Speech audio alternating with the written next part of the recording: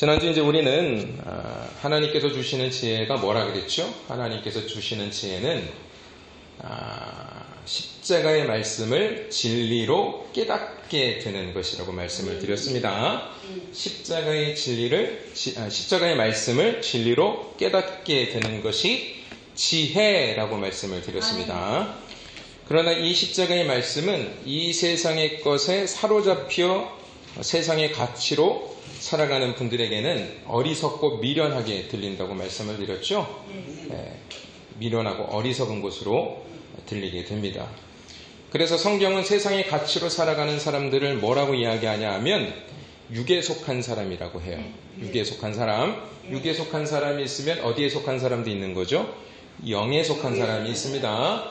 영에 속한 사람에게는 생명의 구원이 있지만 육에 속한 사람들에게는 무엇만 있습니까? 죽음과 사망, 멸망만 있을 뿐이라고 말씀을 드렸습니다. 그러니까 예수 그리스도의 십자가의 말씀을 진리로 깨닫지 못하는 사람들은 육에 속한 사람들이기 때문에 결국 그들의 모습은 어떻게 된다는 거죠?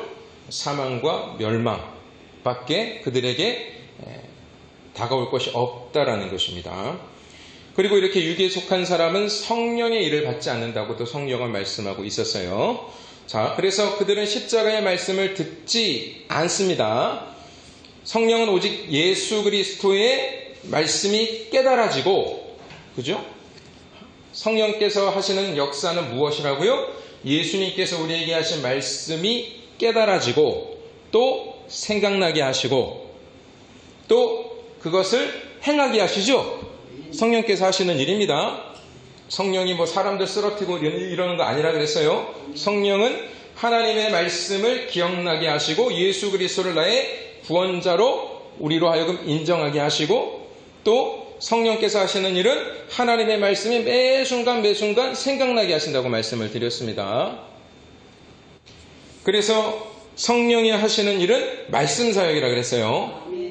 그럼 여러분들 성령 충만하셨습니까? 한 주간? 여러분 말씀의 인도함을 따라 사셨나요?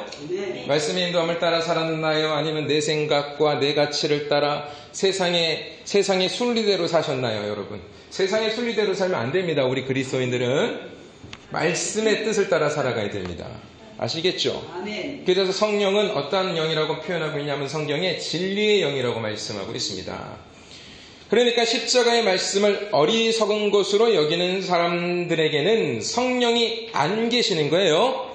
아시겠죠? 왜냐하면 하나님의 말씀, 예수 그리스도의 십자가의 말씀이 어리석게 여겨지는 것은 성령이 안 계시기 때문에 그렇게 생각이 되는 것입니다. 그럼 이제 여기 계시는 분들 가운데 그래 나는 예수님의 말씀을 어리석게 생각하지 않아 라고 말씀하고 계시는 생각하고 또 속으로 이렇게 말씀하시는 분들이 계실 거예요. 그러면 한번 잘 점검해 보시기 바랍니다. 정말로 내가 하나님의 말씀을 주님의 십자가의 말씀을 어리석은 것으로 여기지 않고 지금 살아가고 있는가? 오늘 말씀을 잘 들어보시게 되면 내가 정말로 하나님의 말씀을 어리석게 여기고 있는지 아니면 참 지혜로 참 생명으로 여기며 살아가고 있는지 분별하실 수 있게 될 것입니다.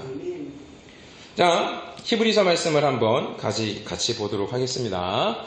자, 표준 세번역, 좀 읽기 쉬운, 이해하기 쉬운 성경으로 제가 여기 띄워드렸어요. 자, 같이 읽어보겠습니다. 히브리서 3장 12절로 19절의 말씀입니다. 같이 읽어보겠습니다. 자, 시작.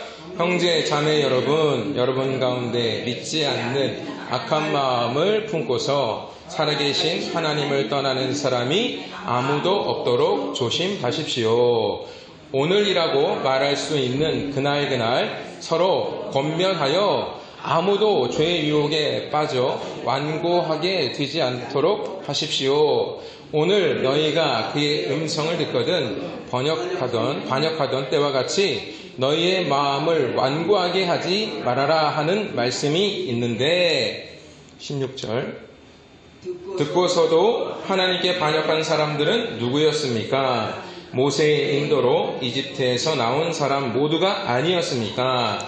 하나님께서 40년 동안 누구에게 진노하셨습니까? 죄를 짓고 시체가 되어서 광야에 쓰러진 그 사람들에게가 아닙니까?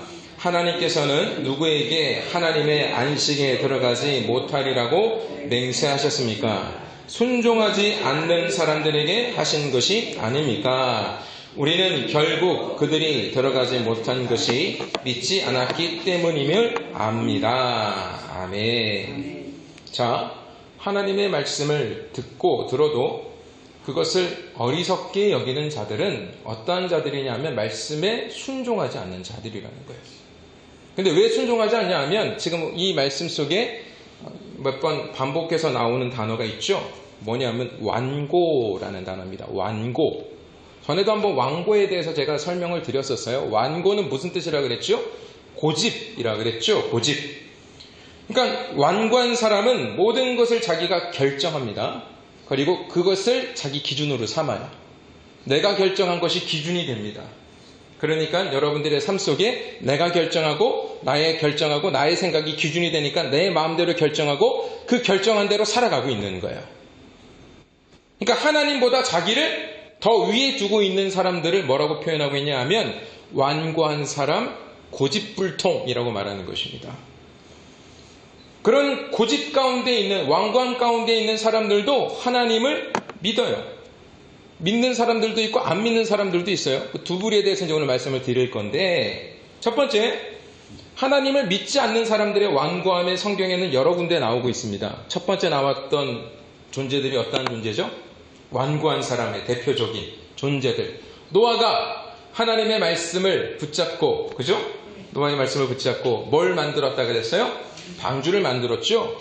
그래서 세상 사람들에게 뭐라고 선포했습니까? 곧 하나님이 세상을 심판하실 것이다. 회개하고 돌아와라. 그렇게 외쳤는데 이 마음이 세상과 결탁되어져 있던 이 세상 사람들이 그 고집으로 이 하나님의 말씀을 무엇처럼 여겼다고요? 농담처럼 여겼어요. 농담처럼. 여러분, 오늘도 하나님의 말씀을 붙잡고 사랑하겠다라고 이 교회에 와서 예배를 드리시는 우리 성도님들 마음 가운데에도 내가 하나님을 믿고 하나님을 따라가겠다라고 말하고 있지만 여전히 내가 하나님을 따라가지 못하고 있는 그 이유 중에 하나가 뭐냐 하면 내가 붙잡고 있는 그 고집, 완고함 때문인 것입니다. 내 생각이 옳다고 생각하는 거예요. 그러니까 하나님의 말씀이 어떻게 여겨지냐 하면 농담처럼 여겨지는 거예요. 농담처럼 여겨진다라는 말의 의미가 뭐냐 하면 비웃다라는 뜻입니다. 창세기 보시게 되면 이런 말씀이 있어요. 자, 19장 14절 같이 읽어보겠습니다. 자, 시작. 롯이 나가서 그 딸들과 결혼할 사위들에게 말하여 이르기를 여호와께서 이 상을 멸하실 터이니 너희는 일어나 이곳에서 떠나라 하되 그의 사위들은 농담으로 여겼더라. 자, 지금 하나님께서 롯에게 이 소돔과 고모라를 멸하시겠다라고 하나님께서 말씀해 주셨습니다. 그러니까 이 롯이 어떻게 했어요? 자기 사위될 사람들에게 가서 야, 이 성 멸망하니까 빨리 피하자. 빨리 피해야 된다. 다른 이곳을 떠나야 된다 그랬어요. 그랬을 때 이 롯의 사위될 사람들이 어떻게 했다고요? 롯이 전한 그 하나님의 말씀을 무엇으로 여겼다고요? 농담으로 여겼대요. 그러니까 어떻게 받아들인 거예요? 이 소돔과 고모라가 멸망할 것이라고 믿었던 거예요? 아유, 무슨 그런 웃기는 소리를 하세요? 이런 거예요? 네, 무슨 웃기는 소리를 하세요? 이 농담이라는 원어 자체가 비웃다라는 뜻입니다. 하나님의 말씀을 비웃었다라는 거예요. 여러분, 하나님의 말씀을 비웃었던 사람들이 굉장히 많습니다. 아까 말씀드렸던 그 노아의 방주 때 그 멸망하던 그 모든 사람들은 그 노아가 이 세상을 하나님이 심판할 것입니다 라고 선포했을 때 이 사람들은 하나님의 말씀을 뭐로 여겼던 거예요? 농담처럼 여긴 것입니다. 뭐 때문에 그랬습니까? 세상이 멸망하지 않을 것이라고 믿었죠? 그러면 왜 세상이 멸망하지 않을 것이라고 믿었을까요? 이 세상이 너무 좋거든요. 이 세상이 너무 좋거든요. 소돔과 고모라 땅에 있었던 롯의 사위들도 그 땅이 절대로 멸망할 것 같지 않게 보였거든요. 왜? 내가 지금 누리고 살아가는 게 너무나 좋고 세상을 보니까 멸망할 것 같지 않았단 말입니다. 그러면 또 어떠한 사람들이 있었습니까? 좀 다른 차원에서 한번 각도해서 보겠습니다. 바로, 애굽의 왕 바로. 자, 바로는 하나님의 말씀을 농담처럼 여겼던 대표적인 사람 중에 하나인데, 이 사람의 고집은요 정말로 고집불통이에요. 어느 정도 고집불통이냐 하면, 하나님께서 행하시는 그 기적, 하나님께서 행하시는 재앙을 맛보고도 체험하고도 하나님의 말씀을 농담처럼 여깁니다. 그래서 9가지 재앙을 받게 될 때마다 처음에는 하나님의 말씀을 받아들이는 것처럼, 하나님의 말씀을 인정하는 것처럼 하다가도 또 마음을 어떻게 해요? 더 계속 완악해지죠. 그 완악함이 더해진단 말입니다. 그래서 이제 결국 10번째 재앙이 어떤 재앙이었습니까? 장자를 죽이는 재앙이었죠. 그래서 자기 아들을 잃게 되니까 그때 비로소 어떻게 해요? 그래, 니네 떠나라, 이렇게 얘기합니다. 근데 그게 하나님의 말씀을 받아들였던 겁니까? 아닙니다. 다시 그 고집불통의 마음이 끌어올라서 자기가 내보냈던 이 이스라엘 백성들을 다시 잡고자 군대를 이끌고 추격하지 않습니까? 그래서 결국 어떻게 됩니까? 이 바로도 홍해에 수장되어 최후를 맞이하게 되는 것입니다. 여러분, 성경에 보시게 되면 죄다 그런 이야기들 뿐이에요. 자기 고집으로 하나님의 말씀을 비웃고 업신여기던 그 존재들은 결국 어떻게 됩니까? 지금 당장에는 내가 세상의 것을 누리기 때문에 희낙낙하며 아이고 한번 멸망시켜보래지, 한번 지금이라도 당장 나에게 와서 나를 심판해보라지 하며 하나님을 조롱하고, 하나님의 뜻, 하나님께서 행하시는, 계속 우리에게 순종해야 된다, 나의 뜻을 따라와야 된다라는 말씀을 계속 집어치우면서, 그냥 집어던지면서 자기의 고집을 세워나가는 그 존재들의 마지막은 성경에 기록되어 있는 대로 뭐밖에 없다고요? 사망과 멸망과 패망밖에 없다라는 것입니다. 그러니까 우리가 아까 읽었던 이 히브리서 말씀에 이렇게 말씀하고 있는 거예요. 형제자매 여러분 가운데 믿지 않는 악한 마음을 품고서 살아계신 하나님을 떠나는 사람이 아무도 없도록 조심하십시오. 이게 지금 교회를 다니고 있는 사람들에게 말하고 있는 거예요. 하나님을 믿는 사람들에게 지금 이야기하고 있는 거예요. 지금 히브리서 기자가, 악한 마음을 품고서 살아계신 하나님을 떠나는 사람이 아무도 없도록 뭐 하래요? 조심하래요, 여러분. 그러니까 이건 무슨 얘기예요? 하나님을 믿는다고 하지만 악한 마음을 품고 세상과 결탁된 마음을 가지고 살아계신 하나님을 떠나는 사람이 있다는 거예요, 없다는 거예요? 있다는 거예요. 그게 여러분들이 될 수 있다는 거예요. 저와 여러분들이. 그러니까 성경은 우리에게 뭘 말씀하시는 겁니까? 조심해라. 옆에 분들에게 조심합시다. 인사하시겠습니다. 조심합시다. 조심해야 돼요, 여러분. 교회에 지금 여러분들이 나오고 있는 것이 내가 보험 들은 것처럼 여러분들의 구원을 보장하고 있는 것이 절대로 아니란 말입니다, 여러분. 자, 보세요. 오늘이라고 말할 수 있는 그날 서로 권면하여. 그날이라는 건 뭐예요? 매일 서로 뭐 하라고요? 서로 권면이라는 게 무슨 뜻입니까? 그 하나님의 말씀에서 떠나 있는 사람들을 보면 그렇게 하면 안 된다라고 말해주라는 거예요. 말해주라는 거예요. 지금 목사가 앞에서 말해드리고 있는 거예요. 근데 이 말씀조차도 여러분들이 농담으로 여기면 됩니까? 안 됩니까? 안 돼요. 난 농담으로 안 여기는데요. 마음으로는 그렇게 얘기할 수 있겠지만 여러분들이 이 말씀 듣고 그냥 다 싹 잊어버리고 또 세상 속에서 어제 살았던 것처럼 그제 살았던 것처럼 살아가시면 여러분들은 오늘 예배 가운데 제가 드리는 하나님의 말씀을 농담으로 여긴 것밖에 되지 않는 거예요. 자, 보세요. 아무도 죄의 유혹에 빠져 완고하게 되지 않도록 하십시오. 완고, 죄에 빠지게 되면 완고해진대죠. 이게 무슨 얘기일까요? 우리 인간의 습성은요, 죄에 빠지게 되면 이 죄를 사랑할 수밖에 없어요. 죄를 사랑하는 마음이 우리의 고집이라니까요, 여러분. 세상의 것을 사랑하는 마음이 우리의 완고함이 돼요. 하나님의 것을 거절하는 완고함이 된다고요. 무슨 말씀인지 이해되세요? 여러분들이 세상을 사랑하면 사랑할수록 여러분들의 마음은 하나님에 대하여 더욱더 완고해져요. 여러분들이 하나님의 말씀에 귀를 기울이지 않고 닫을수록 여러분들의 마음은 하나님을 향해 여러분들의 마음은 완고해지는 거예요. 그럼 어떻게 된다고요? 살아요, 죽어요? 네.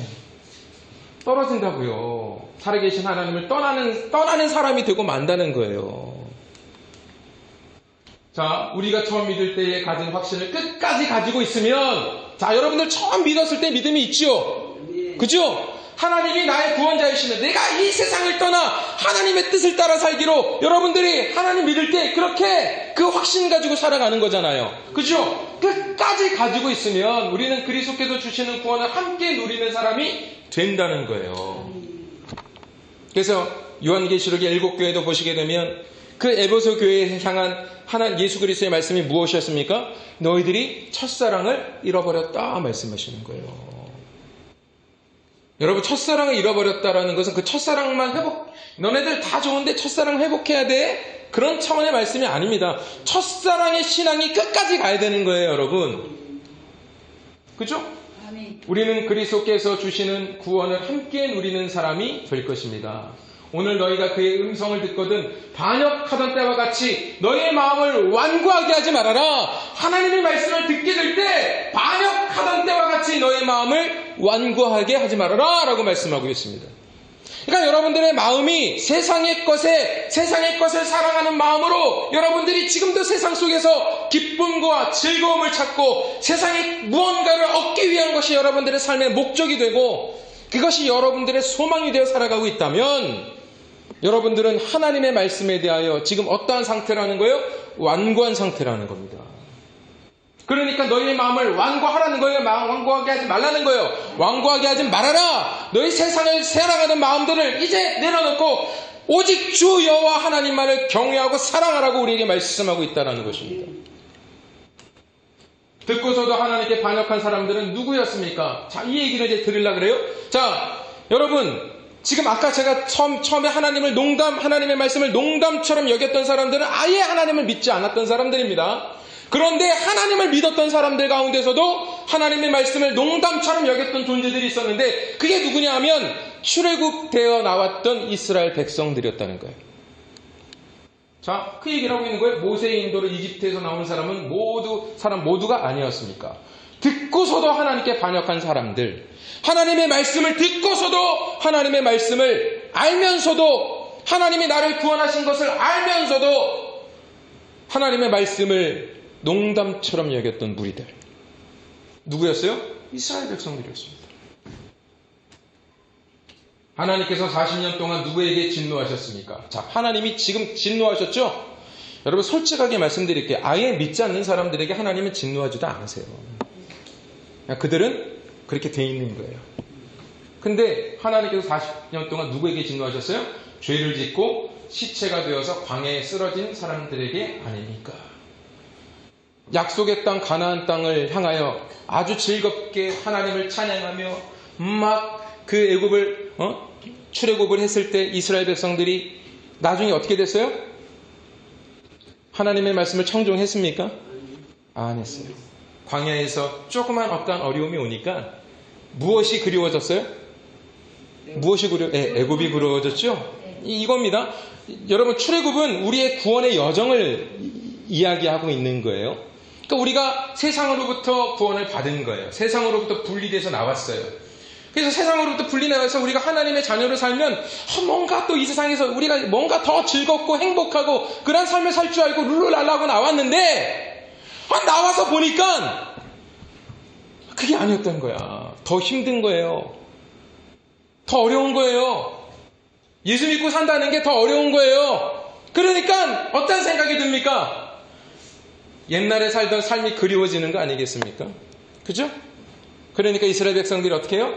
우리 애굽으로 돌아갈래. 애굽에서는 고기도 먹었는데 이거 뭐야? 이 광야에서는 먹을 것도 없고 기껏 하나님께서 주신다고 한다는 게 어디서 온 건지도 모르는 하나님께서 주신 것에도 불구하고 땅에서 나오는 그 만나가 성에 차지 않으니까 고기가 그리워서 세상을 향하여 발길을 돌리려고 하지 않았습니까? 이미 마음은 돌이켰고. 여러분들은 어떻습니까? 지금 구원의 여정을 잘 걸어가고 계시나요? 어떻습니까? 네? 여러분 그 마음을 돌이키지 않으면 내가 세상을 향하고자 하는 그 마음에 빼앗겨 지금 여러분 혹시 구원이 됐는데 다시 그 애국으로 돌아가고 있는 여러분들의 모습이 있지는 않습니까? 그런 분들이 있어요. 지금 있단 말입니다. 구원은 받았어요. 다 첫사랑은 있을 거예요. 아, 하나님이 나를 구원해 주셨네. 예수님이 나의 모든 죄를 사해 주시고 내가 십자가의 은혜로 구원받았네. 그래서 그 구원의 은혜로 살아가면 내가 이 세상에서 즐겁고 행복할 줄 알았는데 무슨 행복하고 즐겁기는 맨날 힘들고 어렵고 안 좋은 일 생기고 고난과 고통이 오고, 네? 그러니까 그 하나님 앞에 이스라엘 백성들처럼 삐져가지고 어떻게 하려고 그러는 거예요? 돌아가려고 그러는 거예요. 나 애국으로 돌아갈래 하면서 가는 거예요. 근데 하나님께서 그러한 자들에게 지금 뭐라고 말씀하시는 거예요? 마음을 돌이켜라. 아직 은혜의 때이기 때문에. 여러분 지금 우리가 살고 있는 때는요, 심판의 때가 아닙니다. 은혜의 때입니다. 그러니까 은혜의 때는 무엇이냐 하면 언제라도 돌이키면 하나님께서 우리를 붙잡아 주시고 이끌어 가시는 때라는 줄로 믿으시기 바랍니다. 그러니까 여러분, 자, 이 하나님께서 이러한 이스라엘 백성들에게 진노하셨고, 자, 18절, 하나님께서는 누구에게 하나님의 안식에 들어가지 못하리라고 맹세하셨습니까? 여러분, 이 안식이 구원입니다. 하나님의 안식이 구원이에요. 순종하지 않는 사람들에게 하신 것이 아닙니까? 그러니까 하나님께서 너희들은 안식에 들어가지 못한다! 라고 맹세하셨다는 거예요. 근데 어떠한 사람들에게? 순종하지 않는 사람들에게 맹세하셨다는 거예요. 여러분, 이 말씀은 굉장히 여러분 두렵게 받아들이셔야 돼요. 우리 마음속에 어렴풋이 이런 게 있어요. 내가 막 순종하지 않고, 내가 하나님의 뜻, 하나님의 말씀을 청종하지 않고, 하나님의 말씀을 따라가지 않고 세상을 따라가면서도 우리 마음 가운데에는 이런 생각이 있어요. 에이, 하나님이 날 구원하실 거야, 그래도.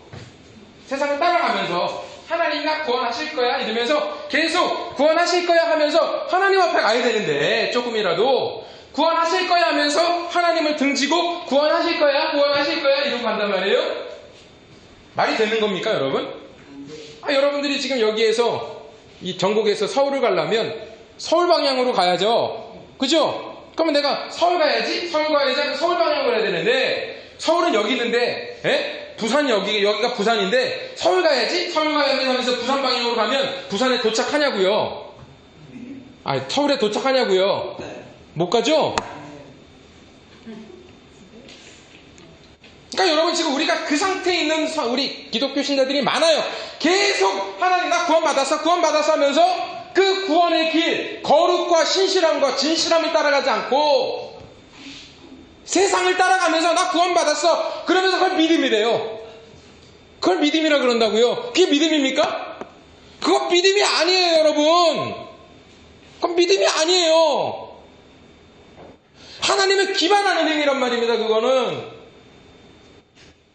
좀 더 제가 적나라하게 표현해 드릴까요? 네? 제가 우리 사모에게 사모 사랑한다 그래요. 그죠? 그런데 내가 마음속으로는 다른 여자를 사랑하고 있으면 그게 사랑하는 겁니까? 여러분 지금 하나님 사랑하세요? 이 세상을 사랑하세요? 뭘 사랑하십니까? 하나님 사랑하십니까? 일단 아멘으로 버티시라고요. 이럴 때는 하나님 사랑하세요? 자, 아멘들 잘 못하시니까 억지로 시켜야지. 자, 가슴에 손을 얹고 나는 하나님을 사랑합니다. 아멘. 하나님 사랑하시죠? 네? 그게 안 돼요? 그럼 기도하세요. 하나님, 제가 하나님 사랑해야 되는 건 맞는데, 그거 아는데, 제가 자꾸만 세상을 사랑하려고 하네요. 하나님, 제가 하나님 사랑하는 마음 가질 수 있도록 주님의 보혈의 피로 저를 덮어주세요. 피의 능력으로 저를 덮어주세요. 기도하셔야 되는 거예요, 여러분. 자, 보세요, 이제. 19절에. 자, 우리는 결국 그들이 들어가지 못하는 것이 믿지 않았기 때문임을 압니다. 그러니까 순종하지 않은 것을 뭐라고 성경에서 말씀하고 있냐면 믿지 못한 것이라고 말씀하고 있어요. 그러니까 순종이 뭐예요? 따라하시겠습니다. 순종이 믿는 것이다. 하나님의 말씀에 순종하는 것이 믿는 것이란 말입니다. 그러니까 하나님의 말씀을 농담처럼 여기고 하나님의 말씀을 비웃는 어리석은 자가 되어서는 안 됩니다. 우리는 예수 그리스도의 은혜로 구원받은 자인데 어찌 우리가 주님의 말씀을 비웃을 수 있겠습니까? 예수님께서 성전을 허물고요. 내가 3일 만에 이 성전을 다시 짓겠다고 말씀하셨어요. 그죠? 네. 그랬을 때 바리새인들이 예수님을 어떻게 했어요? 비웃었죠? 예, 성경에 보시게 되면 이 비웃는 존재들은 다 어떤 존재들이냐? 예수님의 말씀을 빌어서 이제 결과적으로 말할게요. 이 독사의 자식들아. 하나님의 말씀을 농담처럼 여기는 자들. 근데 바리새인들은 어떤 사람들이었어요, 여러분? 하나님 나름대로 자기는 나름대로 하나님 잘 믿었던 사람들이고 바리새인들은요 자기네들이 구원받을 것이라고 찰떡같이 믿었던 사람들입니다. 근데 그들이 뭐라고요? 독사의 자식, 마귀의 자식이란 말이에요. 그러므로 진리의 말씀을 듣고 그 말씀을 가볍게 농담처럼 여기는 어리석고 완고한 사람들이 되지 않기를 주님의 이름으로 축원드리겠습니다. 십자가의 말씀만이 하나님의 지혜이며 생명의 말씀입니다. 내가 그 말씀 놓으면 죽을 것 같은 마음이 들어야 돼요. 근데 우리는 이 세상을 놓으면 내가 죽을 것 같으니까 그 완고함을 내려놓지 못하는 거예요. 아시겠어요, 여러분? 이 세상 내려놓아도 여러분 안 죽어요. 죽을 것 같은데 안 죽어요, 여러분. 오히려 삽니다. 살아요. 아시겠습니까? 근데 우리는 하나님의 말씀을 내려놔요. 그러니까 성도님들하고 이렇게 대화하다 보면 말씀 잘 들으세요? 기도 생활 잘 하세요? 그러면 제가 시간이 없어서 이래요. 시간은 누구 거예요? 하나님. 시간이 없는 이유가 뭐예요, 그러면? 세상의 것에 내 마음을 빼앗겨서 세상의 것에 내 시간 활용하는 것은 그냥 아깝지 않지만 하나님 말씀 듣고 하나님 앞에 기도하고 하나님의 말씀을 배우고 이러한 것들에 대해서는 시간을 내기가 아까운 거예요.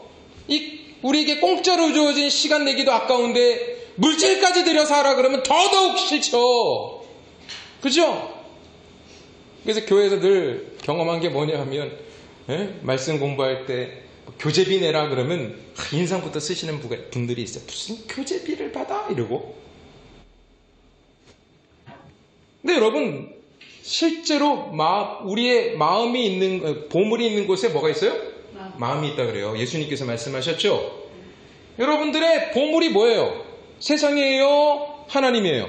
여러분들의 보물이 세상이에요? 하나님이세요? 하나님이시죠? 그러면 여러분들의 마음이 하나님께로 가 있으면 이 세상에 까짓것 물질들, 제가 나중에 이제 헌금에 대해서 한번 설교를 드릴 건데 간단하게 말씀을 드리면 헌금은 내 자신을 드리는 거예요. 어제 설명을 드렸습니다만 내 자신을 드리는 거예요.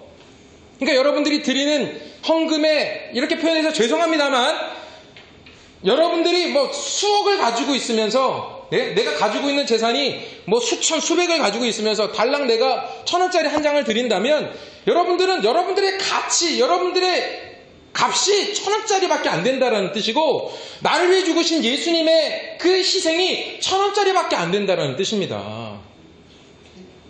무슨 말씀인지 아시겠죠? 오해하지 말고 들으세요. 이거는 여러분들 보고 헌금 많이 내라는 이야기가 아닙니다. 여러분들의 가치, 여러분들이 드리는 그 헌금의 내가 드리는 것이 나의 가치예요. 나를 위해서 죽으신 주님의 가치란 말입니다. 무슨 말씀인지 아시겠죠? 네?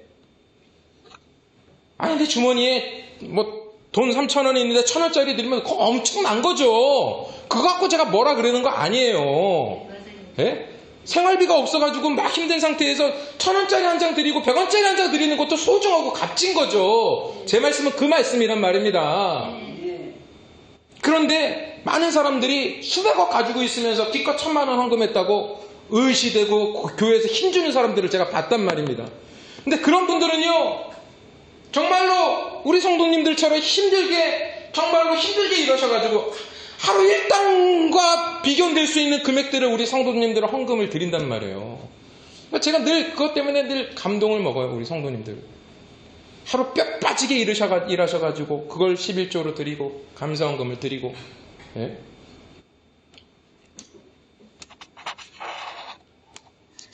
자, 따라 하시겠습니다. 여러분. 내가 드리는 예물은 나의 가치다. 그리고 우리 주님의 가치다. 그러니까 내 자신을 드리는 거예요, 여러분. 그죠?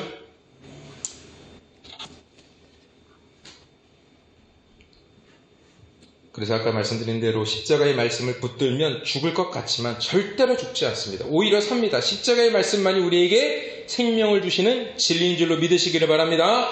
그러므로 하나님께서 주시는 지혜는 세상 사람들은 천시하지만 참 생명을 주시는 십자가의 말씀이 이 세상에서 가장 귀한 것으로 여겨지는 지혜인 것이라는 거예요. 그러니까 지혜는 뭐라고요? 십자가의 말씀이 가장 소중하게 여겨지는 것을 지혜라고 하는 거예요. 아시겠죠? 그 다음에 이제 등장하는 것이 뭐냐 하면 총명입니다. 총명. 총명은 헬라어로 프로네세이라고 하는데 이것은 도덕적인 지혜를 말합니다. 도덕적인 지혜. 그렇다면 도덕적인 지혜라는 것은 무엇이냐 하면 옳고 그름을 판단하는 것을 의미하는 거예요. 옳고 그름을 판단하는 것을 말하는 것입니다. 그러니까 앞에서 지혜는 십자가의 말씀을 생명의 말씀으로 깨닫는 것이고, 그리고 총명은 뭐냐 하면 그 깨달아진 하나님의 말씀, 십자가의 말씀이 나의 선과 악을 구별하는 것을 말하는 거예요. 총명은 분별력이라는 거예요. 여러분들이 살아가는 동안 무엇이 옳고 무엇이 그르냐, 내가 지금 가는 길이 하나님의 길이냐 아니면 세상의 길이냐, 이러한 것들이 분별되어지는 것을 뭐라고 얘기하냐 하면 총명이라고 하는 것입니다. 그래서 에베소서 1장 8절 9절 말씀을 한번 우리가 보겠습니다. 이것도 제가 표준세 번역으로 다시 한 건데 다시 읽어보겠습니다. 시작. 하나님께서는 우리에게 모든 지혜와 총명을 넘쳐게 주셔서 그리스도 안에서 미리 세우신 하나님이 기뻐하시는 뜻을 따라 하나님의 신비한 뜻을 우리에게 알려주셨습니다. 아멘. 이게 이제 무슨 얘기냐면 하나님께서 기뻐하시는 뜻을 따라 하나님의 신비한 뜻, 비밀이 있다는 거예요. 근데 그 비밀이 뭔지 아세요, 여러분? 하나님께서 이 세상 가운데 비밀로 간직하고 계셨던 게 뭔지 아십니까? 여러분들이 다 아는 거예요, 사실. 예수 그리스도께서 우리를 대신하여 십자가에서 죽으시고 부활하신 일이 비밀이에요. 그래서 우리를 구원하신 게. 그게 비밀이에요. 그러면 여러분들이 생각해 보세요. 예수님께서 십자가에서 죽으셨을 때 아무도 모르게 어디 외딴 곳에 가셔가지고 혼자 예수님이 십자가에 못 박혀 죽으신 게 아니라 예수님이 십자가에 못 박혀 죽으신 그날은 6월절이었습니다. 6월절 기간이었어요. 그래서 그 당시에 6월절 기간에는 예루살렘에 수십만의 디아스포라들이 몰려옵니다. 장정들만 13만 명이 와요. 그러면 모여드는 사람이 13만 명이면 거기에 남녀노소 어린아이까지 다, 노인들까지 다 하면 대략적 100만 명이 모인답니다.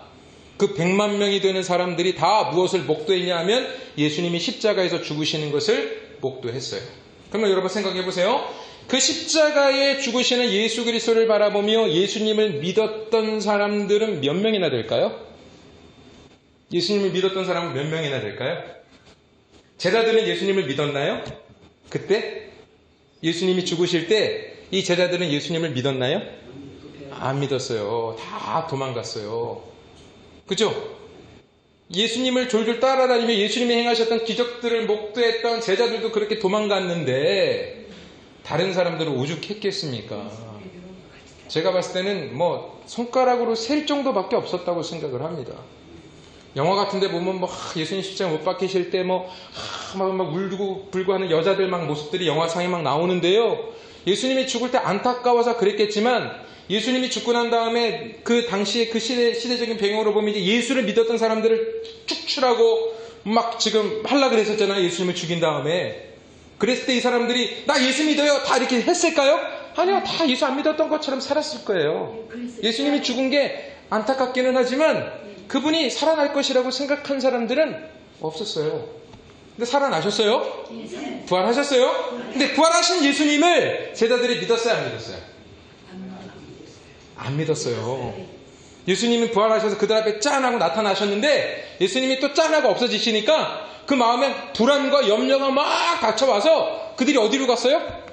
지들 고향으로 갔어요. 고향 가서 뭐 했어요? 네, 자기네들의 옛 직업을 복직해가지고 물고기 잡고 있었어요. 그게 인간입니다, 여러분. 그러니까 그 누구도 그러니까 믿지 못하는 것을 비밀이라고 하는 거예요. 그러니까 비밀은 감춰졌던 거예요. 뭐가 감춰졌냐 하면 이 예수 그리스도를 믿는 믿음이 감춰져 있던 거예요. 그러니까 믿음은요, 절대로 인간이 생각해보세요. 여러분들이 내가 예수님 시대에 있었으면 나 예수님 잘 믿었을 텐데, 예수님이 나에게 지금 기적 한 번만 벌어주면 내가 예수님 잘 믿을 텐데, 내가 지금 앓고 있는 이 허리만 고쳐줘도 내가 예수님 위해서 펄펄 뛰면 내가 날아다닐 텐데, 아마 그러신 분들 계실 겁니다. 그죠? 내가 이 허리만 고쳐줘도. 네? 근데 여러분, 고쳐지면, 고쳐졌다 칩시다. 고쳐져도 여러분 솔직히 말씀드릴게요. 여러분들의 신앙 수준, 믿음 수준에는 별 차이가 없어요. 그때는 내가 더 큰 믿음 가질 것 같이 보이죠? 오히려 이 나아진 육체 가지고 인간은 뭘 하기 원하죠? 죄 짓기 원하죠. 우리 권사님 한번 생각해 보세요. 권사님 몸 지금 좋아져, 허리 아픈 거 다 도와지면 권사님 무슨 생각부터 하실 것 같아요? 밭에다 뭐 더 심을까 생각하시겠죠? 이게 우리의 모습이라니까요. 내 몸 너무 좋아지면 우리 성도님들도, 다른 성도님들도 내가 어디 가서 더 폐지 더 줄 수 있을까? 그거 생각하실 거 아닙니까? 그게 우리의 모습이에요, 여러분. 그러니까 여러분들이 기적을 체험한다고 해서 여러분들의 신앙 수준이 올라가는 게 아니에요. 신앙 수준은 어떻게 올라가느냐? 그게 오늘 여기에 나와 있는 비밀이란 말입니다. 무엇으로? 하나님께서 우리에게 모든 지혜와 총명을 넘치게 해주셔서 우리가 어떻게 된다는 거예요? 하나님이 기뻐하시는 뜻을 따라 하나님의 신비한 뜻을 우리에게 알려주신다는 거예요. 그 지혜와 총명으로. 이해되세요? 그러니까 여러분, 인간 스스로 절대로 예수 그리스도를 믿을 수 없는 상태를 비밀, 감추어진 것이라고 말씀하는 것이고요. 그러니까 애초에 모든 인간에게는 예수 그리스도가 자신의 구원자로 믿을 수 없는 상태에 있었던 것입니다. 그런데 하나님께서 은혜와 사랑을 베풀어 주신 자들에게 지혜와 총명을 주시는 거예요. 여러분들에게 지혜와 총명을 주신 줄로 믿으시기 바랍니다. 여러분들 가운데 혹여라도 내가 지금 지혜와 총명 가운데 있지 않는 것 같다면 기도하십시오. 예수 그리스도의 십자가의 진리를 깨닫게 되는 지혜와 그 십자가의 말씀이 자신의 삶의 도덕적 기준이 되어 그 십자가의 예수 그리스도를 믿을 수 있는 존재가 되기를 소원하여 기도하시기를 바랍니다. 그러므로 십자가의 말씀이 깨달아지는 지혜, 십자가의 말씀이 나를 생명으로 이끌어가고 있음을 아는 지혜, 그래서 그 지혜가 여러분들의 삶의 기준이 될 때 그것을 뭐라고 하느냐 하면 내가 예수님을 믿습니다 라는 진짜 고백이 되는 거예요. 어떻습니까, 여러분? 정말 예수님을 믿으십니까? 십자가의 말씀이 여러분들에게 생명이 되십니까? 그렇다면 이제 오늘 결단하십시오. 결단하세요. 주님, 내가 십자가의 말씀을 붙들고 살겠습니다. 십자가의 말씀을 붙들으려면 여러분 반드시 뭔가를 놔야 돼요. 뭘 놔야 되죠? 세상을 놔야 돼요. 두 개 다 잡을 수 없어요. 자꾸 우리는 두 개 다 잡고 싶어 하죠? 그래서 주님 앞에 주님 붙잡고 뭐 달라 그래요? 세상 달라 그러죠? 그러니까 이게 얼마나 잘못된 거예요. 하나님을 잡느냐 세상을 잡느냐, 우리는 둘 중에 하나를 잡아야 돼요. 여러분들에게 지금 하늘에서 밧줄이 두 개가 와요. 옛날에 그런 동화 봤죠? 하나는 생명의 밧줄이고 하나는 뭐요? 잡으면 끊어지는 거예요. 내가 지금 벽에 매달려 있는데 둘 중에 하나를 잡아야 돼요. 근데 하나는 금줄이야. 하나는 보잘것없는 줄이야. 그냥 동아줄이야. 그냥 끈으로 엮어놓은 줄이에요. 근데 하나는 금줄이야. 그럼 여러분들, 인간은 본성상 뭘 짓게 돼 있는지 아세요? 금줄을 붙잡게 돼 있다니까요. 근데 그 금줄은 끊어져 있는 줄이에요. 잡으면 어떻게 돼요? 떨어지는 거예요. 뭘 잡으시겠습니까? 뭘 잡으시겠어요? 광야의 줄을 잡으시겠습니까? 찬란한 그 애굽의 번영의 줄을 잡겠습니까? 뭘 잡으시겠어요? 뭘 잡으시겠냐고. 뭐 이렇게 고민하세요? 광야의 줄을 잡아야지. 뭐 그렇게 고민을 하냐고. 광야의 줄을 잡으셔서 결국 광야의 줄을 잡으면 이거 누가 끌어올리신다는 이야기예요. 그러니까 우리 주님이 끌어올려 주신다는 거예요. 그러나 내가 이 금줄, 애굽의 줄을 붙잡으면 우리는 어떻게 돼요? 밑으로 끝없는 낭떠러지로 떨어져 죽게 되는 것이란 말입니다. 여러분, 내가 주님의 말씀을 붙잡고 살겠습니다. 세상의 돈과 명예 그리고 세상의 쾌락과 즐거움을 따라 살아가는 자가 되지 않도록 저에게 지혜를 주시고 총명을, 지혜와 총명이 차고 넘치도록 저를 채워주세요. 이렇게 기도하셔서 오직 예수 그리스도로 말미암아 하나님이 기뻐하시는 뜻에 합당한 자로 온전히 세워지는 우리 모든 성도님들의 모습이 되도록 기도하시는 여러분들이 되시기를 주님의 이름으로 축원드리겠습니다. 이 시간 우리 찬양 드리면서 좀 마음의 고백, 결단을 좀 드리기를 원합니다.